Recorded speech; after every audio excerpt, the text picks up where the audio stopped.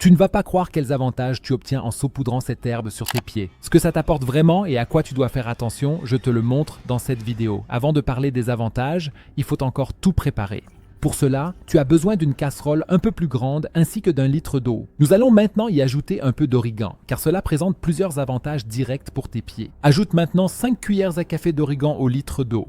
Une fois que tu as tout mis dans la casserole, tu peux bien mélanger et maintenant mettre le tout sur la cuisinière. Car à l'étape suivante, tu dois porter le mélange à ébullition, puis le laisser mijoter à feu moyen pendant environ 10 minutes. Une fois la cuisson terminée, une étape importante suit. En effet, tu dois maintenant verser le tout à travers une passoire, car nous n'avons plus besoin que du liquide et non plus des herbes elles-mêmes. Nous allons également ajouter un peu de vinaigre. Il en faut 150 ml que tu ajoutes directement au liquide avant de bien mélanger le tout. Mais avant d'appliquer le mélange sur tes pieds, tu dois bien sûr attendre qu'il ne soit plus trop chaud afin de ne pas te brûler les pieds. Dès que c'est le cas, tu peux alors déjà placer tes pieds dans un tel sac de congélation. Je vais t'expliquer dans un instant pourquoi il doit s'agir précisément d'un sac de congélation comme celui-ci.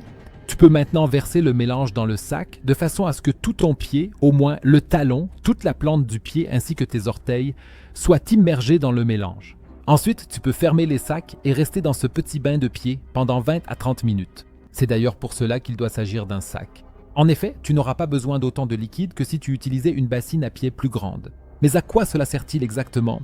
L'origan possède des propriétés antiseptiques et antifongiques. Cela signifie que tu peux traiter différents types de champignons avec ce mélange, notamment le pied d'athlète ou les mycoses des ongles. Grâce à la combinaison avec le vinaigre, nous nous assurons également d'obtenir des pieds bien doux et souples.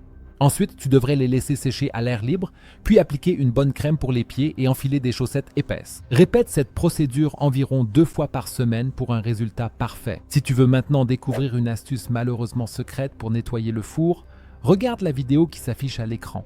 Clique directement dessus.